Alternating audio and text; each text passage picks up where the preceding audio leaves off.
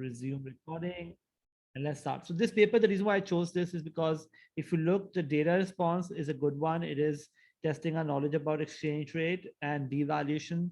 I have a very strong feeling that exchange rate will come in our exam in our data response form. So number one is this.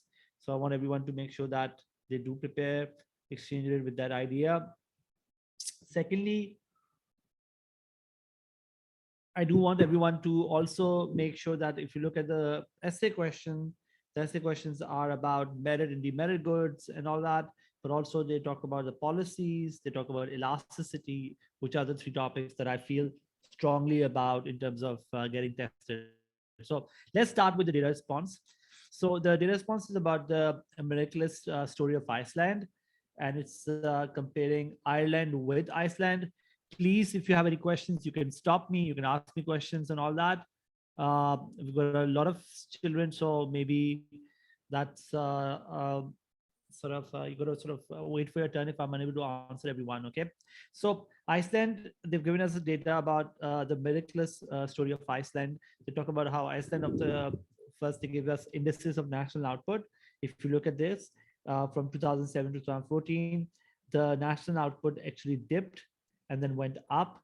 When you look at this one versus in terms of Ireland, which they're calling it ROI, Republic of Ireland, there is a dip throughout, but the trend is more or less similar. If you look at this, the trend is more or less similar for Iceland and for Ireland, although Ireland is a little lower than Iceland, right? Then they look at inflation in Iceland. You can see the inflation went up in 2008 and 2009 beyond 12% or roughly 12%. And then overall, it has been on the low side, under 6% or under 5%, in fact. And it's been a stable inflation. As a result of the financial crisis, let's read this quickly. As a result of the financial crisis in 2007 and 8, both Iceland and Republic of Ireland had to seek help from IMF. So both are seeking help from IMF.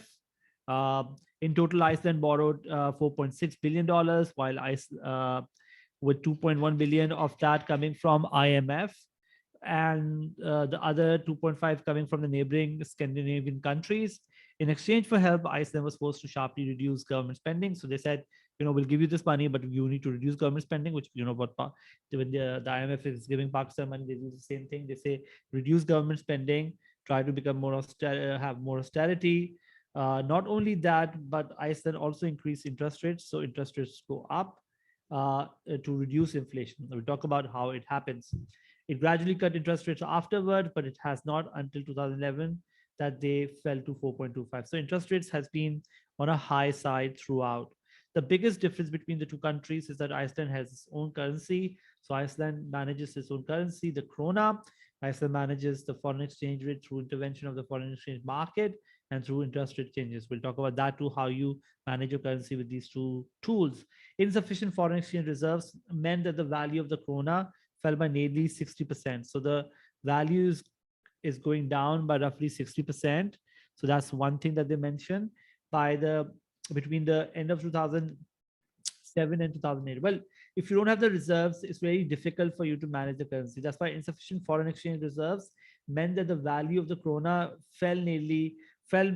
which means the value is going down because they're unable to make the krona become stronger. Makes sense? Somebody raise hand. If you have a question, just write in a chat, please. The ROI, the Republic of Ireland, on the other hand, did not have its own currency that it could devalue. It is part of the Eurozone. So the Euro is a currency where each country uses the Euro, and the ROI authorities have no control over the value. So the Republic of Ireland doesn't have any control over its currency because they are using Euro, which is managed by the Eurozone. Ireland's recovery has been better than the ROIs, despite the fact that Iceland's recession was much more serious than ROI. So Iceland's recovery has been better. Why is that so? Let's talk about that. The Icelandic economy has recovered surprisingly strongly since 2010. The large devaluation of the krona against the dollar and the euro helped. So first of all, they did devaluation. So I'm writing these points. They did a devaluation, number one. Number two, there has been a big boost from tourism. So tourism went up. Okay, so tourism went up. That's part of recovery. Unemployment, which peaked at 9% of the. Okay, sorry, I missed a line. The large devaluation of the krona against the dollar helped. There has been a big boost from tourism. Unemployment, which peaked at 9% of the workforce at the worst of the crisis, now back to 5%. So unemployment went down as a result of probably devaluation of tourism. In the ROI, the unemployment is falling, but still 9.8%. Iceland economy has now recovered roughly from its pre-crisis peak. The IMF predicts that Iceland output will grow at 3.5%. The current account deficit, which is 25% of national income in 2009, has been eliminated, but there's now current account surplus. So that's great news. Now you have a current account surplus. The government also runs a budget surplus last year. So not only you have a current account surplus, but you also have a budget surplus. So the economy is doing really well. Okay, so this is a great data response. The reason why I say that is because it allows us to look at uh, the various options, various sort of aspects of exchange rate. So let's first look at the first part. Use production possibility curve to compare the changes in the output of ROI and the Iceland shown in figure 1. So figure 1, if you go back, let me go back to figure 1.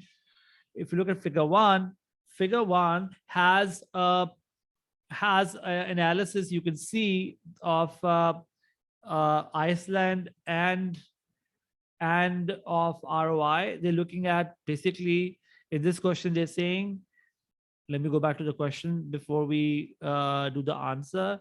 They're saying using PPC, compare the changes in the output of ROI shown in figure 1. Okay, so we need to look at PPC. And what do you see, guys? If what is happening to ROI's output? So you can see this figure 1 is showing us basically that there is a for when it comes to the GDP, there has been for Iceland an improvement, right? From 2007, let's say compare 2007, which is here, to 2000 and sort of 14 versus here, you look at the number to go down. So the one could argue this for Iceland, your GDP is going up, right? Let me change this. While for ROI, the GDP is going down, right? So we can show a rightward shift of the PPC for Iceland and a leftward shift of the PPC. So when we could say this, if I label our diagram properly, I can say this is consumer goods versus capital goods. If this is your PPC, before one could argue this, that the PPC is going backward for Ireland versus PPC shifting to the right for Iceland, right? Maybe your screen is stuck. Is it stuck for everyone, guys?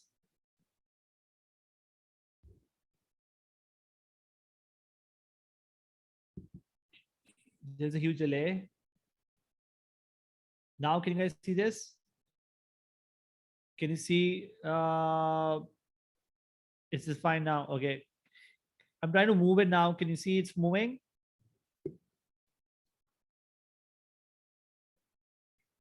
Okay. All good now? Awesome. Thank you for quickly telling me, guys. Okay. So, guys, so you show that because that's one way to show that, right? Basically, GDP shifting backward.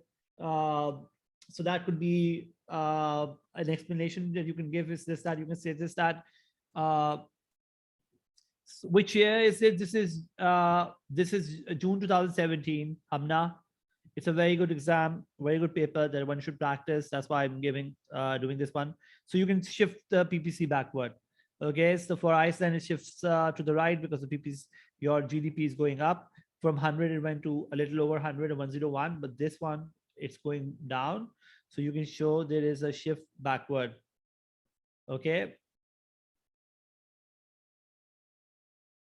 Or examiner said, like if you show this is also perfectly okay. So examiner said that, like if this is your full employment, uh, uh, for Iceland, you can say that it's, for example, you're moving from, let's say both countries were at point A, one would move to B, the other one would move to C, right? So if you were not on full employment, you can show that by movement towards. But honestly speaking, this graph is good enough. You can say that if both start at the yellow graph, one is going to the right, another one is shifting backward. You can actually, you can make two graphs as well. That's actually, Hasib, that's not a bad idea. You can make two graphs as well. Okay, so there is another possibility that you can make. So the examiner basically said this, that when you label it correctly, you get 1 mark. When you show Iceland moving, shifting to the right, you get 1 mark. For Ireland, you get 1 marks as well. So that's the way it is. Okay, guys, does that make sense? Are we going to move on? Okay, B, part 1. Use figure 2 to compare the general price level in Iceland in 2007 and 2015. So use figure 2. So if you look at figure 2, guys, and they're saying use figure 2 to compare the general price level in Iceland in 2007 and 2015. Let's go to 2007. The general price level is roughly 5%. Oh, second graph. Yes, I can explain second graph as well. Fawad is saying second graph. Fawad, one of the ways you can say this is that one country, let's say if this is my PPC, let's say we say we starting point is like at A, Iceland is probably going towards uh, full employment, while like your Ireland is going towards more unemployment because economic output is going up. Okay, so movement towards the curve versus movement away from the curve is what you could show. These are two different ways to show that. Make sense? These are the two different ways to show that. Okay, let me quickly go back to the B part. Use figure 2 to compare the general price level in Iceland in 2007 and 15. So 7 ko dekhte hain. 7 is like 5%. Want we label the graph? I did label the graph. Capital consumer goods. A dash, and you can say A dash is Iceland. B dash is Ireland. Got it? Usyed? Okay. Use figure 2 to compare the general price level in Iceland 2007 and 15. And we go back to now 7 and 15. Now 15 may, if you look closely, guys, we are going at, if you look at this is roughly 2.6 or 7%, right? So in this part, if you look at sort of B part, B1, right? You can say this, that if you look at the level of inflation is another story, but they are saying, so this is basically 5% is the level of inflation. Yeah. So level of inflation, Ibrahim, this isn't 5% increase in price level, rather than, no, it's not price level, it's the level of inflation. So the level of inflation, by the way, general price level, they're saying in Iceland 2007. So every year you can see this, guys, the inflation rate has been positive, right? So can I say this, that the price level in 2007 was lower than the price level in 2015? Why? Because the rate of inflation has been positive.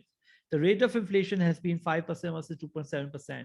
But you can't say the price level, because the price level is basically at every year. For example, if the prices in 2007, if that was the base year was 100, every year you add all of these values because the inflation has been positive. So what you say here, guys, is this that the general price level in Iceland in 2007 was lower than that of 2015. That's all that you can say, because the rate of inflation has always been positive. Had the rate of inflation been negative at any point in time, it would be very difficult for us to predict. But now with this, we can say this for sure, that the rate of inflation is basically uh, the rate of inflation has been positive, and that's why price level is rising. Okay, are we good? Please let me know if it freezes at any point in time. Okay, guys. Okay, let's look at part two. Uh, Explain two ways in which the fall in the value of krona. Sorry, somebody's writing in the Q&A section as well. What is an ROI is Republic of Ireland? Anonymous, my friend. ROI is Republic of Ireland. Okay, makes sense. Okay. Explain two ways in which the fall in the value of krona between to the end of 2007 and the end of 2008 might have caused a rise in the rate of inflation. So that's a very good question. Basically, they're saying how, when the exchange rate goes down, right? How, when the exchange rate goes down, we will see a rise in. Let me just go back to the question. How does it result in rise in the rate of inflation? Okay, so let's write this answer. This is straight from the notes.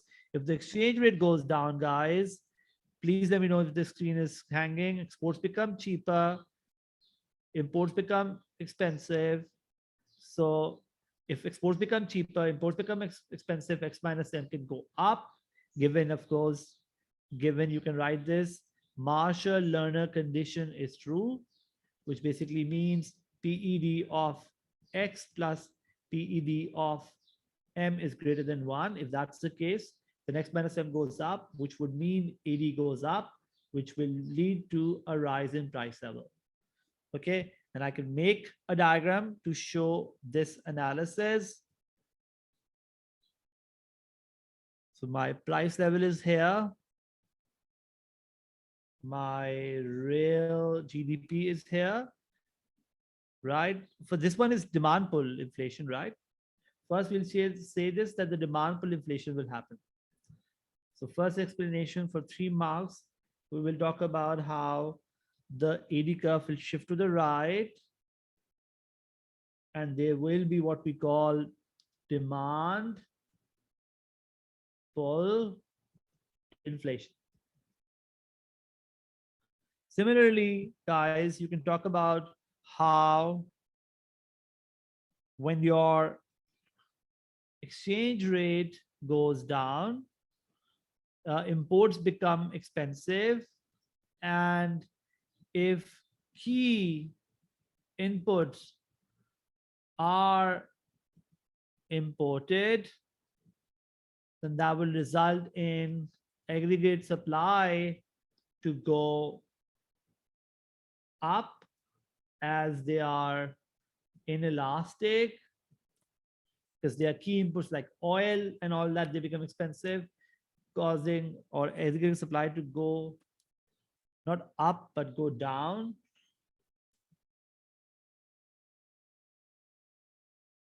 Let me tell you why. As cost of production rises, leading to what we call our cost push inflation. Sorry, Amar is saying AS will shift to the left. Yes, Amar, exactly the point that I'm trying to make here. I completely agree with you on that. So Amar, this is my AD. This is my AS. We have price level, real GDP. Aggregate supply curve will shift backward. Key inputs are becoming expensive. Price level will go up. and GDP will contract. So both cost push inflation will happen and demand pull inflation will happen. So these are diagrams we'll make, and we'll get our 6 marks. Can you tell how to explain the graphs? Yeah, you'll say this, that as the exports become expensive, imports become cheaper, X minus M will go up. And since AD is C plus I plus G plus X minus M, AD rises, causing demand pull inflation to happen, and therefore as price level goes up.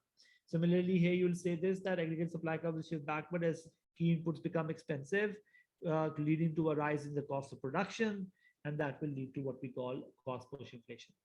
Got it? Does that make sense? Can we show the shift in? No, we know not on the same. You can't show it in the same diagram because there are two different things that are happening here. Okay, so ROI, guys, is Ireland, and can you please explain how there would be demand pull? I explained that demand pull also in my friend Anonymous. Does that make sense? DPI, DPI means, oh, demand pull inflation. Can I explain the concept demand pull inflation? Demand pull inflation is a concept where there is a rise in AD. A rise in AD will lead to demand pull inflation if the economy doesn't have the spare capacity to meet the increased demand, right? So if the economy's AD curve is shifting to right, it doesn't have the spare capacity to meet the increased demand. You will see the price level to go up. By the way, I didn't write price level here.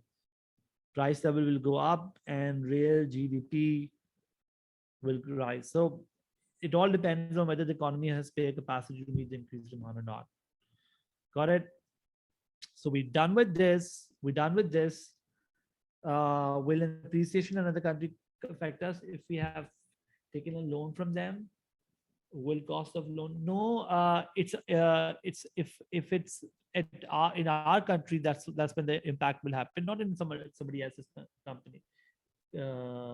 Gas paper, for me, yes, it's a pretty much a gas paper as well. I like this paper a lot, and I have a feeling your question for your data response will come from exchange rate.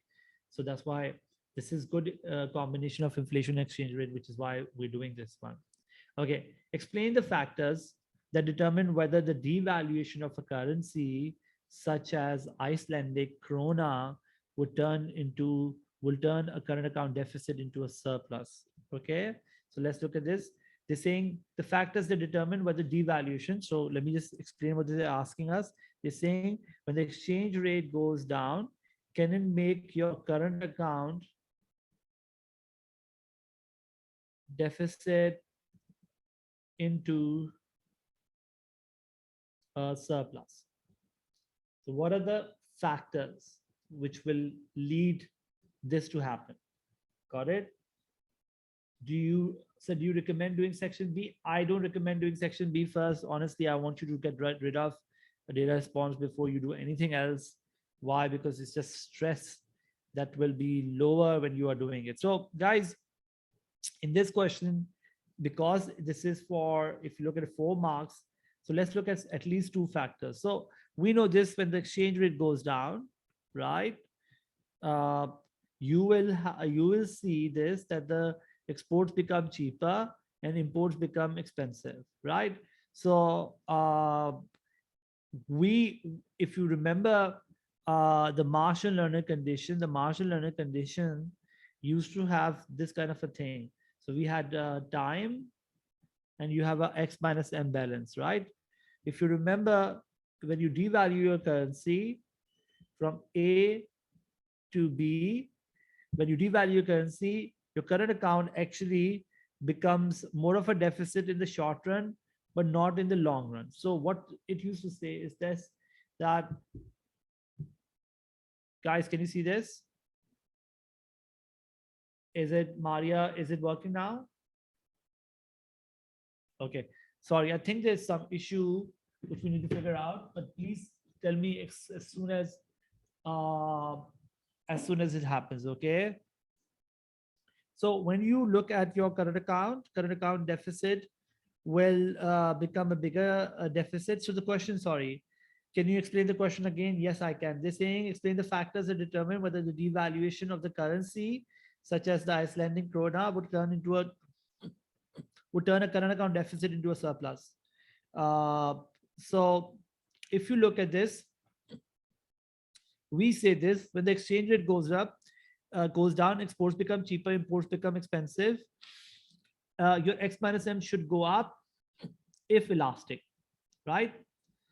However, what happens is this, guys, that in the short run, and this is where the Marshall-Lerner condition comes. We looked at the Marshall. Yes, Hania, I will do that. Yes, Hania. Okay. So, guys, what happens is this: that in the short run, according to the J curve, what we say is this: that in the short run, goods are inelastic, right? And therefore, what happens is this: the time period under consideration matters, because your X minus M will only improve in the long run, but not in the short run. Why? Because in the long run, your both X and M will be elastic. Yes, Ali. So the Marshall-Lerner condition says that PED of X plus PED of M should be greater than 1 if your exchange rate goes down, has to improve your X minus M. Okay? अगर आपका X minus M को आपको improve करना है, तो आपको exports and imports का sum at least elastic होना चाहिए. Right? Now, Jacob says this: short run mein things are always inelastic, but not in the long run. So the idea goes this: that if you devalue your currency, in the short run, it will get worse before it gets better. So the first factor you can talk about is this: that the reason why our exchange rate may work well. Number one, goods need to be elastic. Number two, short run versus long run. If it's short run, it may not work. If it's long run, it may work, because in the long run, goods are more elastic than the short run, right? And then you talk about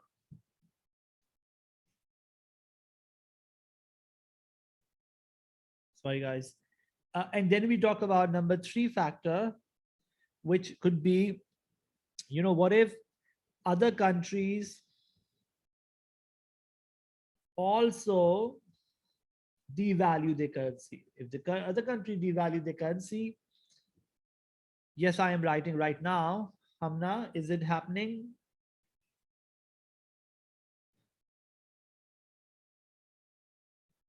Other countries also devalue their currencies, that will also be a factor. What if the other countries also devalue the currency, then your X minus M may not go up. Filza is saying, is MLC dependent upon time period, like in the long run when goods are yes. No, Marshall-Lerner condition only says this: that if the goods are elastic, it will work. Filza, the J curve is dependent on time period. It says that it gets worse in the short run than in the long run. Okay, so you may need to mention J-curve effect. You can mention about the Marshall-Lerner condition, and you can also mention about other countries can also devalue the currency, and your X minus M may not get affected because of that. Okay, so that's for 4 marks. Any 2 factors can be written here. Now let's look at this one. Consider whether the cost to an economy of managing its exchange rate outweigh the benefits. So any graph, you can draw this graph. I would draw this graph. Hamna, why not? Okay, we can draw this one.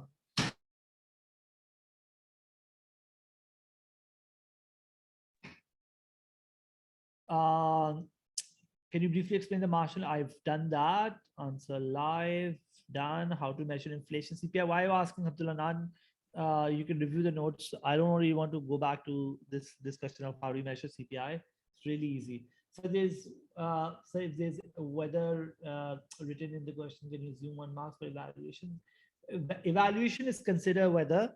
Yes. So in this, you need to understand at least 2 marks are for evaluation. Okay, if you ask me how many marks are for evaluation, at least 2 marks are for evaluation. Okay, 1 mark is too little for evaluation. So consider whether the cost. What about C part? C part. C part is not evaluation. It's an explain question. Make sense?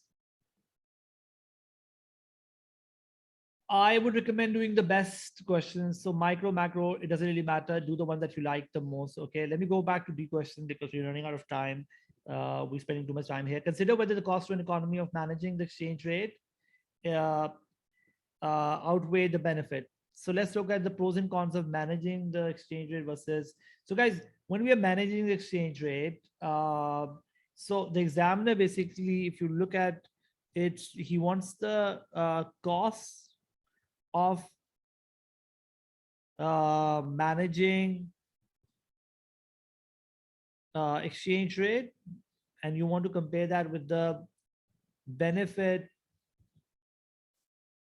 of managing ER. And whenever there's a cost benefit analysis, you're automatically doing an evaluation question. Are definition necessary in these small questions? Not necessarily, Humayun, not really.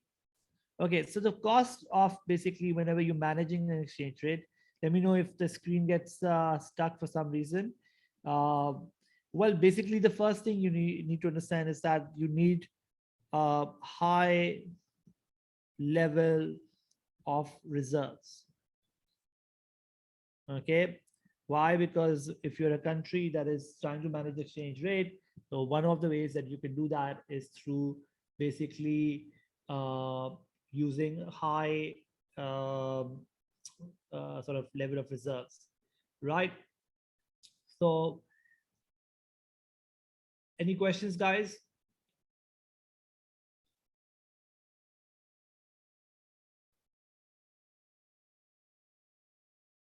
Okay. The second cost, guys, is basically interest rates.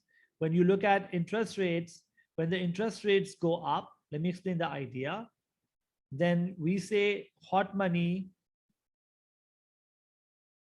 flows in, and that results in the exchange rate to go up. So, countries that are trying to manage the exchange rate want that to go up. They will try to make the exchange rate to go up through that. So you have a very high interest rate environment. And the cost of this high interest rate, of course, is that the cost of borrowing will be high. So the consumption will fall, investment will fall, causing AD to fall.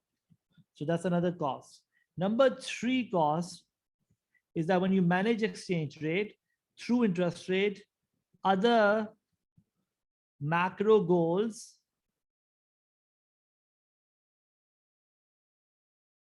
I will tell you in 1 minute. Other macro goals will be ignored, or you are may not be able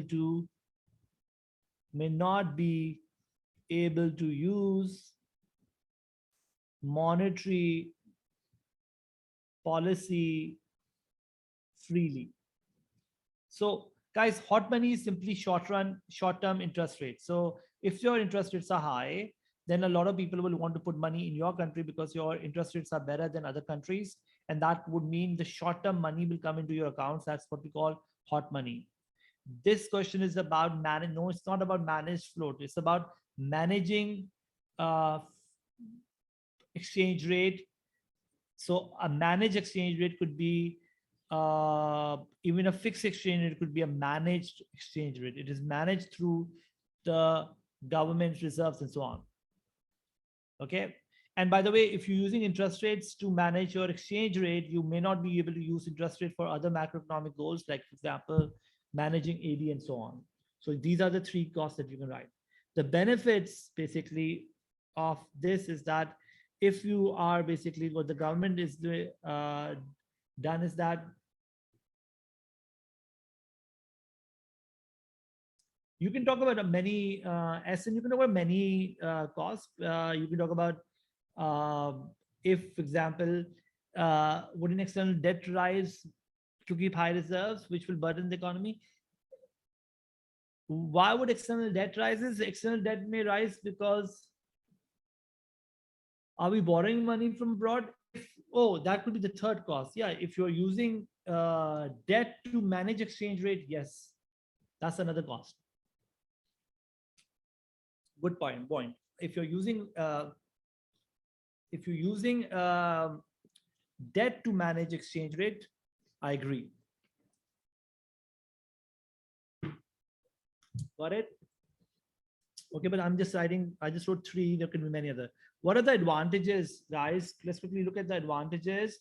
The advantages of managing exchange rate is number one, what we saw is that if you manage exchange rate, let's say you make the exchange rate to go down, then exports become cheaper, imports become expensive. Yeah, two cost, two benefits with a conclusion. So we are got it. Two cost, two benefits that will do the. So your X minus M can go up. And that's what happened in the case of Iceland. We saw X minus M. If you look at this, guys, there is a case of X minus M to go up. And as a result of that, the current account was running into a surplus. The budget was also running into a surplus. So the current account deficit, which was 25%, has been eliminated and there's a surplus. Why? Because the country was trying to make sure that they devalue the currency. So look at this, guys. When they devalued the currency, the tourism went up, unemployment went down. So you can talk about how by managing an exchange rate, you can make the country can reach its goal, the GDP can go up, your surplus has happened, and basically the economy can recover. Okay, so one of the things you can do is through this, number one. Number two, the benefit of managing your exchange rate is that all other macroeconomic goals, well, this is a cost because here you are making the exchange rate to go down, Amar. Remember this. Got it? And the question basically could also be, if you look at generally, the benefits of a managed exchange rate is that we can achieve our goals, we can reduce uncertainty. Remember, uncertainty can go down. We can also reduce speculation in the economy. Do you guys get that? Does that make sense? All of these could be written as an advantage.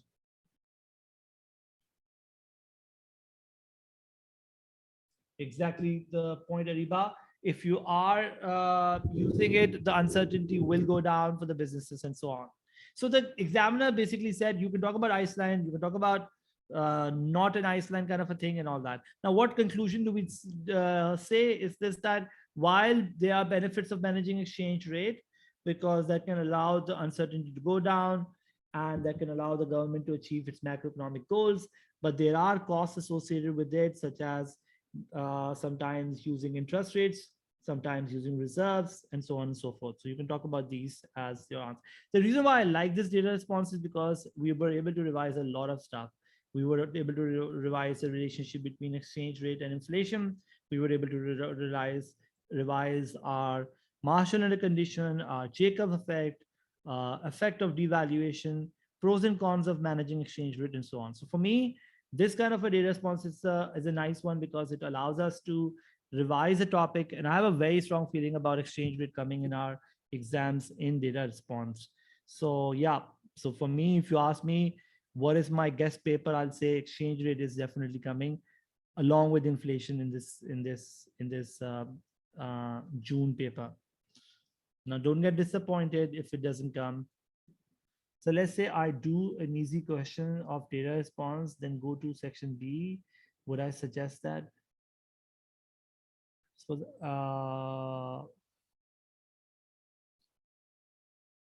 no, I want you, Hamna, I want you to finish your data response and then move on. Okay, please don't go. Okay. You don't need to support benefits, Aram. You don't need to support benefits or write against it. That's not needed. Got it?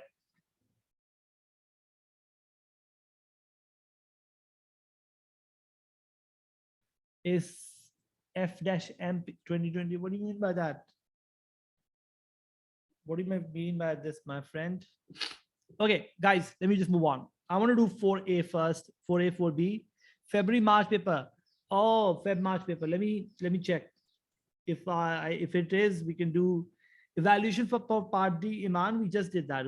We talked about how the benefits of managing exchange rate uh, can outweigh the cost of managing exchange rate if it ends up resulting in us to have a very high interest rate environment, which is hurting businesses, or we do not have the reserves to manage exchange rate, or other macroeconomic goals are not met. Let me just say quite quickly today only. So the latest March paper that is out there,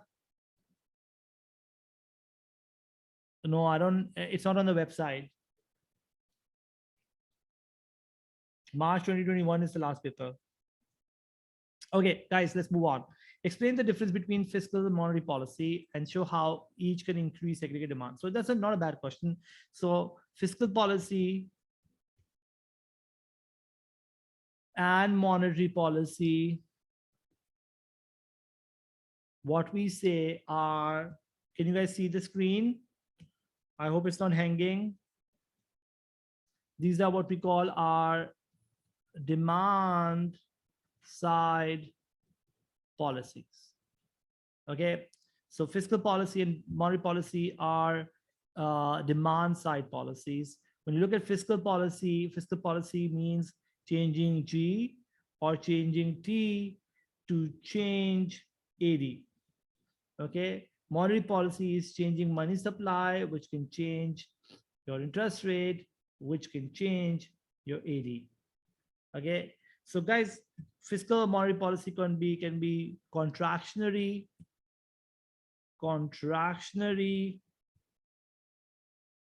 or expansionary. Contractionary means AD is going down. Expansionary means AD is going up. So if you want to make a contractionary fiscal policy, you want to make G to go down, T to go up. When government expenditure go down, T goes up, your AD will go down. Why? Because T means taxation. Is it lagging for everyone? Please let me know.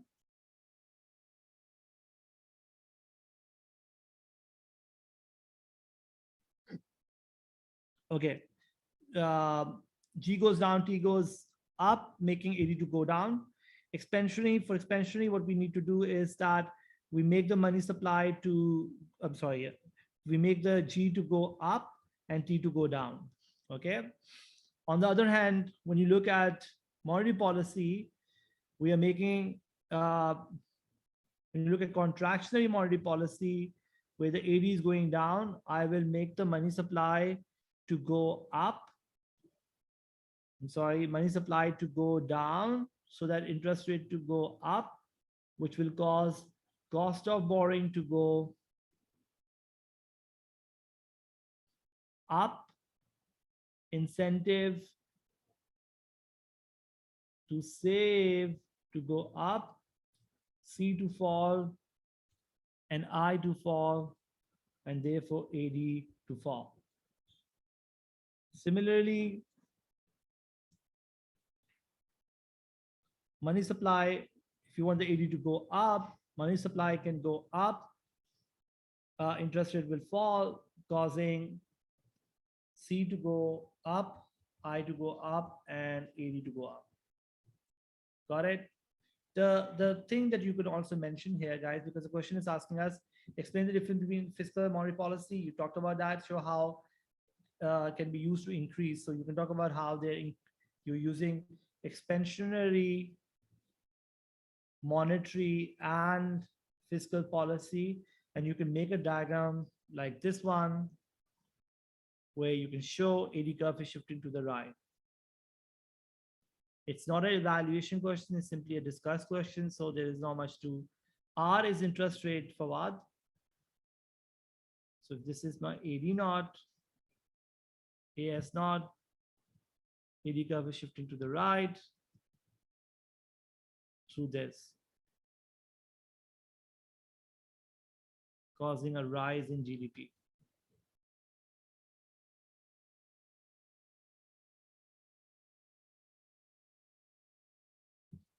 Are we good?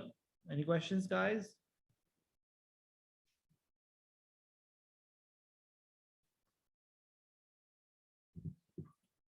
Somebody's asking me a question in the other part.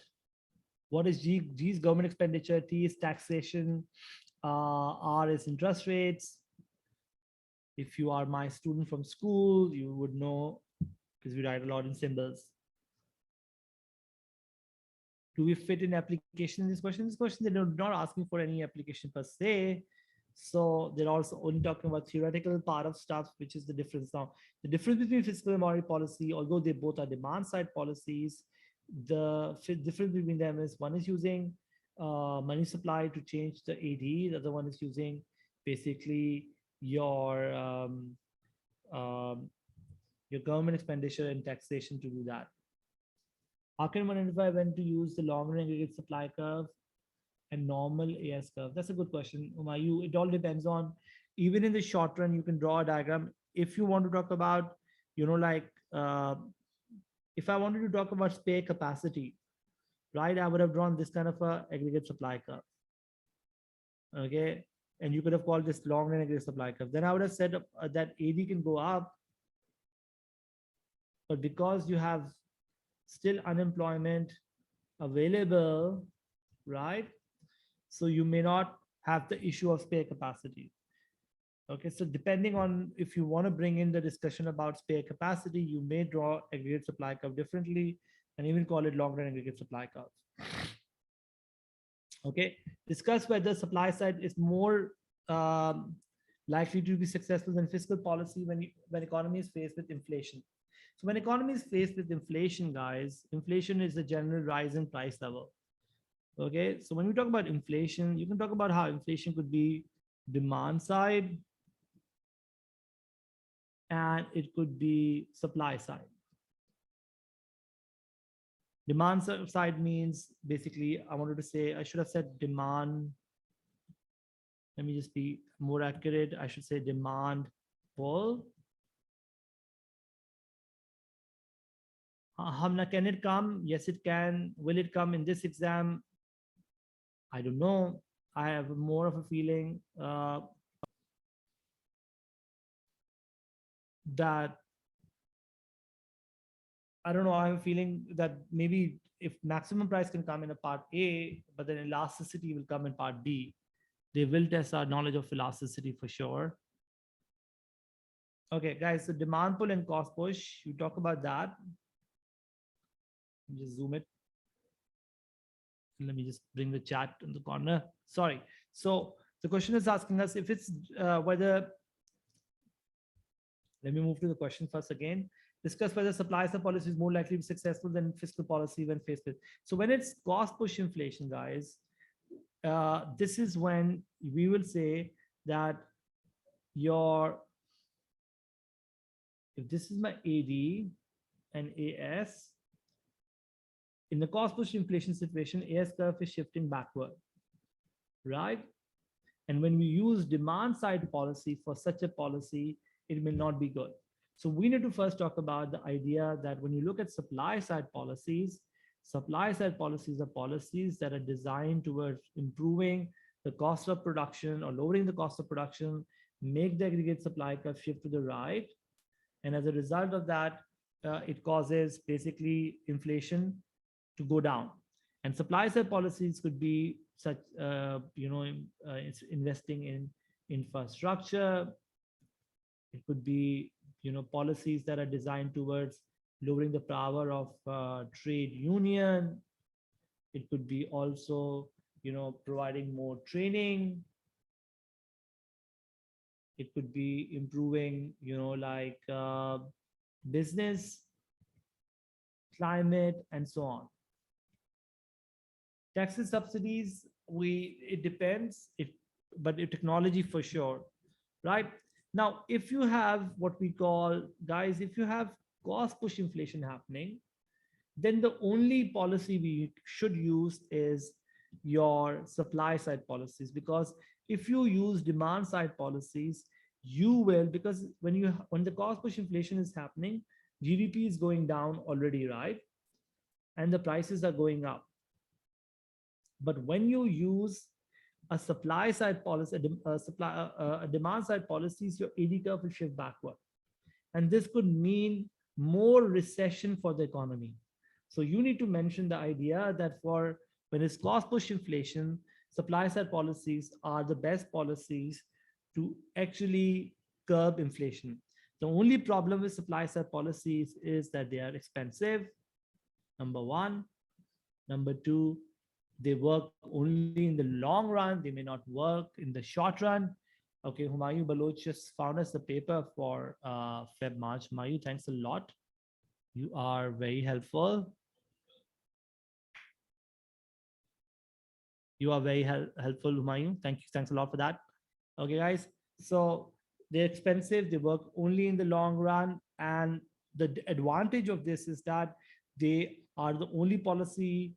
I can upload this once I download the paper. I can do that for you guys. Guys, also, guys, another advantage of lifestyle policies is that there is no trade-off. No trade-off. So, for example, not only if you look at supply side policies, the advantage of supply side policies when you look at AD and AS curve shifts to the right. Not only your GDP goes up, your price level will go down. Okay, so you will achieve more output. So unemployment will go down as Y goes up. Also, UE means unemployment before you ask me. Price level will go down. And also because your price level is going down, even your X minus M will go up. So there is no policy trade-off. So that's a big advantage. Okay. But when you look at demand pull inflation, then you can use both the policies. Demand pull inflation, where you will use what we call our fiscal policy.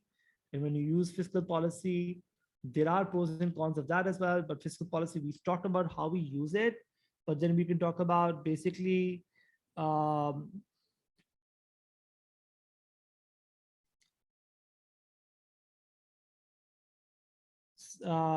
we can talk about how guys, I can share this paper with you after the class.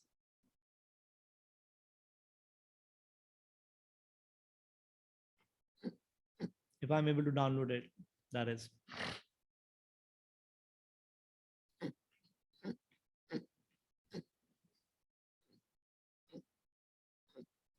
AD going up? No, my friend. Why would AD go up supply side policy, man?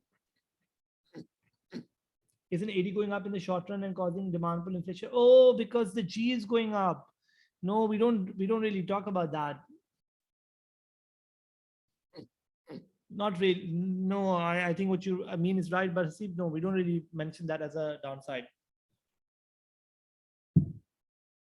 Okay, when you look at fiscal policy, guys, fiscal policy is using government expenditure and all that to manage inflation. So you want G to go down and T to go up. There are positive, negatives. The negative is basically they are not popular. They are unpopular. Okay. They are also, politicians may not want to do these policies. And between fiscal and monetary policy, fiscal policy can affect poor, may get hurt more. And thirdly, guys, while it makes the AD go down and therefore price level goes down, but it also causes unemployment to go up. So there is a trade-off between price level and unemployment. The positives of fiscal policy is basically between fiscal and monetary policy. Fiscal policy is preferred when exchange rate is managed or fixed. Okay, why? Because if in a floating exchange rate regime, interest rates are free, but in a managed they're not free. And fiscal policy, Sanallah, very good point. Another point of fiscal is that there is a disincentive effect. Very good point. Disincentive effect. So we have a lot to write, guys. You can see this. There's a lot of evaluation we're writing about it. I mean, I'm just keep on going on about it. So that's why I like this question as well. There's a lot of points to write about in this one. Any questions before we move on?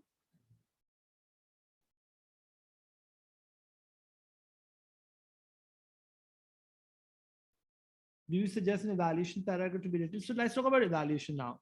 Disincentive, Maria is basically the idea that, you know, when you increase taxes on profits, on salaries, people may not have the incentive to work. They may not want to sort of work because of the idea that you're taxing them too much. So that's the disincentive effect. Make sense? So they're deeply unpopular. The poor can get hurt more. They have a trade-off, and there's a disincentive effect. On the other hand, if your exchange rate is fixed, fiscal policy is the only demand-side policy you can use. Monetary policy, supply-side policies, while are really good for the economy. What is a trade-off?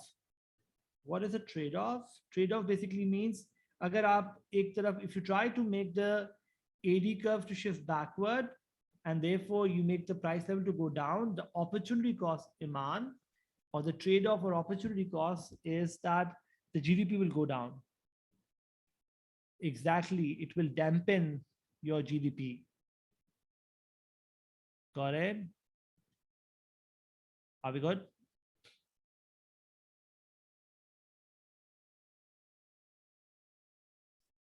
Are we good to move on? Okay, I think this is a great discussion. Let's talk about evaluation quickly. My evaluation will be basically if you look at the examiner said, you know, talk about fiscal monetary policy, supply side policy, and fiscal policy, then talk about the strengths and weaknesses for 3 marks, and then conclude concerning which policy is more likely to be successful. So my answer will be depending on whether the government is looking at short run versus long run. In the short run, fiscal policy will be more successful than supply side policies, because supply side policies take much longer. Okay, so you can talk about that as a point here. Are we good?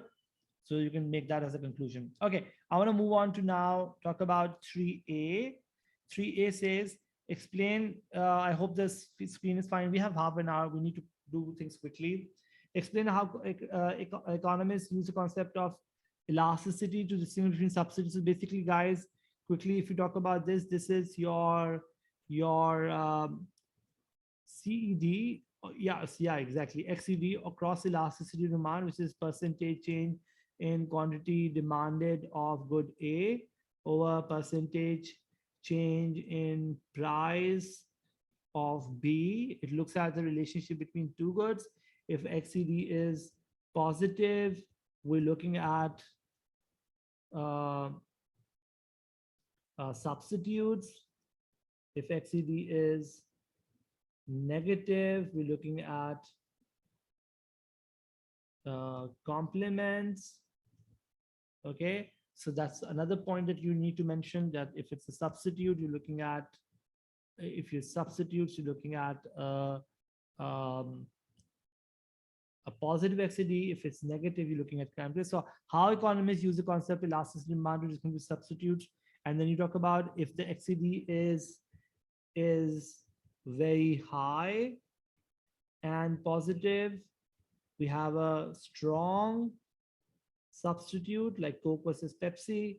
If XED is low and positive, we're looking at a weak substitute, and so on. You can give examples here, guys. This is a good example question, because you talk about what's the logic. Is it? Yes, of course, there's a logic, guys. Look at this. If I look at Coke versus Pepsi, let's quickly look at the logic here. Let's say this is my price and quantity. Okay. Can you see the screen, guys? So let's say this is your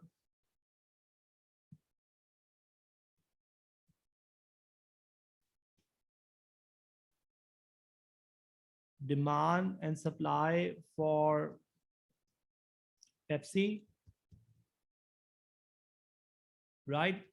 If, for example, cost of production go up, Pepsi becomes expensive, right? People will buy less Pepsi, but that also means demand for Coke will go up. So that's the logic. Okay. So somebody said, so low, I'm not certain example of weak one. Okay, weak, strong substitutes could be, like Coke and Pepsi. Weak substitute could be anything that some people like to have, like, give me example of a weak substitute, anyone?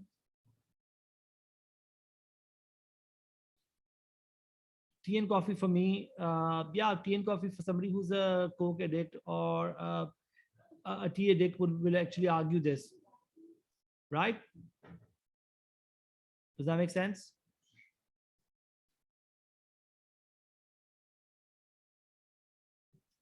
Okay, so the examiner wants you to give a formula which is for 2 marks. The examiner wants to talk about the fact that substitutes have a positive value and complements have a negative value. You need to give examples. And by the way, we gave examples of positive and strong. And you can talk about, by the way, negative means complements, and talk about strong complements could be, like milk with tea for some people is a strong complement. Weak complement could be, a lot of people may say that they like cookies with milk, but others may not. So yeah, you don't need to make diagrams. Diagrams are not needed in this question. So don't get into making diagrams, guys. Okay. This one doesn't require diagrams. Are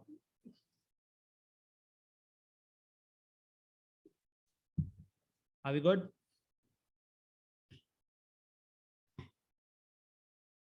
Any questions?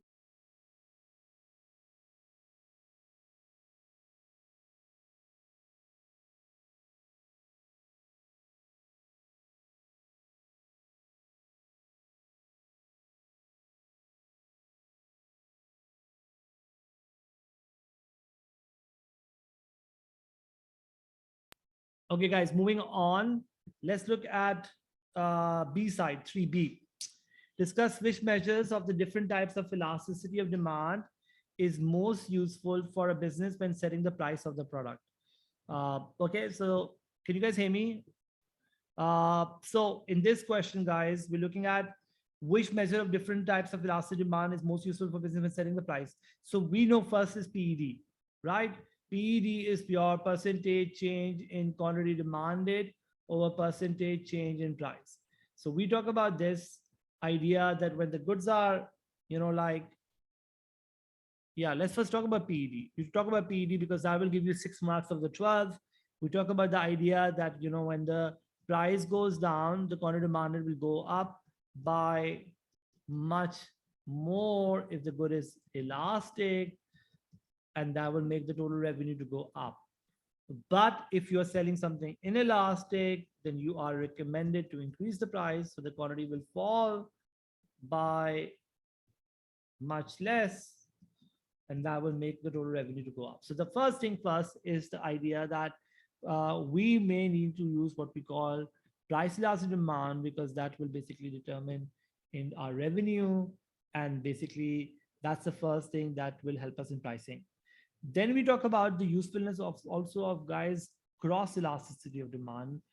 Amar, cross elastic demand is important because when it comes to your raising price, you want to see whether you have a close complementary good or a close substitute or not.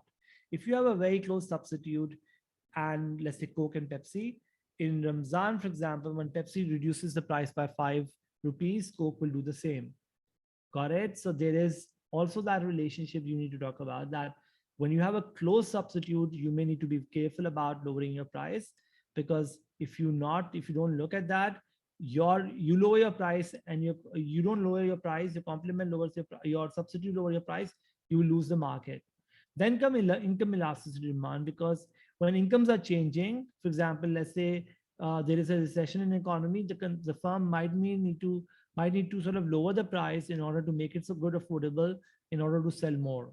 So when if incomes are changing, and so your price becomes a way to make your good, like normal versus inferior. Fictional examples, Humayun, what do you mean by fictional? Like, for example, a country of a La La Land kind of examples? No, we should not mention why it is useful in long run, why it is useful in any circumstances. Okay, guys, if for evaluation you talk about, like the relevance of these in different situations. For example, I say, okay, all of these elasticities are relevant in different situations. For example, when it comes to YD, it's relevant depending on the economic situations. When it comes to XCD, it's relevant looking at how close your substitutes and complements are. And when it comes to revenue and pricing, that's where PED is important. So talk about how different elasticities are important in different conditions. Would a business want to make it goods elastic? Well, if a business has an elastic good, then they know that the price is not a way to compete in the market, or lowering price is the only way to make it cheaper so that it becomes more affordable. For example, China makes very elastic goods, and they actually end up making more money because of that.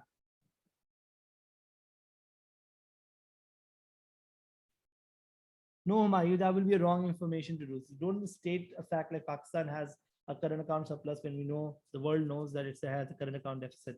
But you can say, if, for example, Pakistan has a current account surplus, then you hypothetically making a situation. So you say, if the country has a surplus, then kind of a situation. How to determine which way to add graphs? Wherever they say graphs, you need to add graphs, and wherever you feel your analysis cannot be completed without making a diagram. Like here, I made a diagram for Marshall and for Jacob, it wasn't needed, but I did that. Okay, guys, I want to move on quickly because I have very little time. I'm just going to quickly talk about question number 2A. And I want to sort of go through this very quickly. So explain the role of factor enterprise. You explain what a factor enterprise is. Enterprise takes two things. It takes the risk and it organizes factors of production, right? In a market economy is where resources are allocated to the market for the demand supply. When there is an increase in the demand for a good. So when there is an increase in the demand for a good, demand curve is shifting to the right. So talk about the idea that if there is a rise in the demand for a good,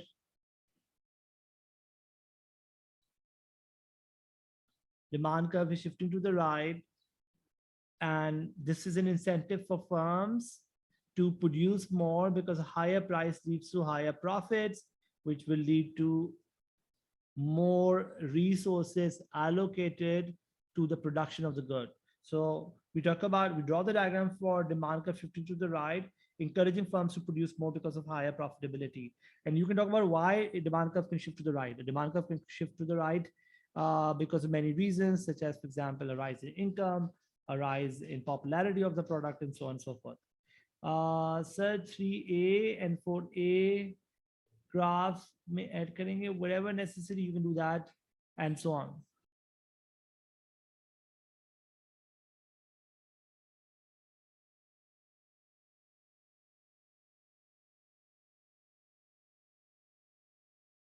Guys, does that make sense?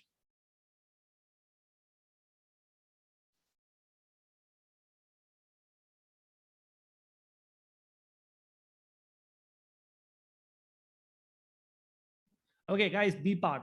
So I'm choosing so A is super easy. B part says discuss two methods of increasing the provision of merit goods in a mixed economy. Consider which is most. So I want to talk more about this one. So what is a merit good? A merit good by definition is a good that has two features. Number one, there is a basically positive externality. So you talk about the idea that there is positive externality, which means not only the good benefit the also benefits the people who consumes, the good. So that's the first thing. So for example, if you look at a good example of a merit good could be education or vaccines. Vaccines, not only when you consume the vaccine, it benefits you in terms of getting, uh, lowering the probability of you getting COVID, but it also lowers the possibility of the society getting COVID from you. So positive externality is the first benefit you talk about, that it benefits not only you but also society. But second, there is also an information failure. People may not know the benefit of this good, and therefore the benefit may happen much later, and that's why people may not be able to demand much of a good. And as a result of this, the case of merit goods is this, that if this is my demand and supply, the demand should be much more. Like that should be what we call socially desirable demand. Okay, so this is an important factor to remember. Okay, so you should talk about the idea that the demand is lower than what is socially desirable in the case of merit goods. Give example of vaccine, for example, education, and so on. Okay, now the second thing that they talk about is this idea, which is discuss two methods of increasing the provision of. So what are the two methods that we could talk about? We could talk about the government can give subsidies. Okay, subsidies is one way to go about it, and provision of information is another one.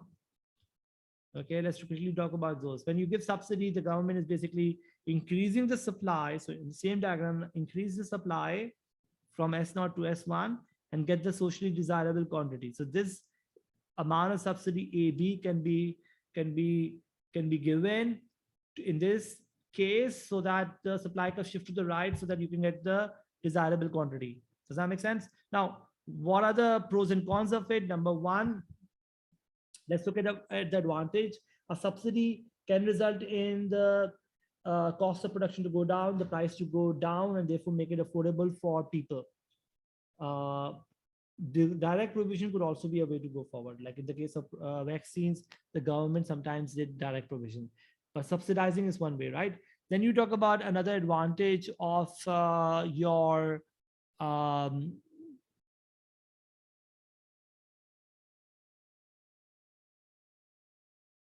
then you talk about the idea, guys, that when you give a subsidy, uh, you are basically, it all depends on elasticity of demand, whether the quantity will go up or not. If the good is inelastic, the price will fall by much more, but the quantity won't rise by that much. So there could be one effect that you can talk about. You can also talk about this, that um, in the case of merit goods, the government may not know the size of the externality, and therefore may under or over subsidize. And Sanaullah is right. There is an opportunity cost of subsidy. If you give subsidy to, for example, one good, you won't be able to give it to something else, and therefore you will have an issue of that there is an opportunity cost. Let's talk about provision of information. In the case of merit goods, because there is an inherent problem that there is a market failure in terms of information failure. By providing information, we are actually able to solve the problem. So that we can talk about how, like when you look at, your merit goods, it's sometimes important to give what you call information about the advantage of it, so that people know the true sort of benefits of this, and automatically demand may go to the socially desirable level. Got it? So evaluation can be talk about, why subsidies could be beneficial. It could be a very short-term solution to the problem, but the long-run solution could be provision of information. You can talk about how subsidies may require, the price, the quantity to go up. It may require the good to become a little more elastic rather than inelastic. Got it? Are we good? Okay, guys. So there are some people who are asking some questions. Let me answer. YD, I just did that. YD is percentage change in quantity demand of good A or percentage change in price of good B. Um, Direct and indirect taxes are important for the or not for the paper. You should know them. The producer may not pass a subsidy is a very good input. What if the producer is not able to pass a subsidy? Then therefore subsidy will not work. When will it be uploaded? Right now. I will just finish this and then in another few hours I will upload this paper. Okay, guys. Thank you very much. Have a good one. Uh, Saad is saying, how do we differentiate between writing disadvantages of a policy? Disadvantages is writing evaluation. So this means you are basically giving 2 points of the argument. Make sense, Saad? Thank you very much. Have a good day, guys. And do well. I'll see you guys tomorrow. Tomorrow we have another session at 5 o'clock. Okay. See you guys.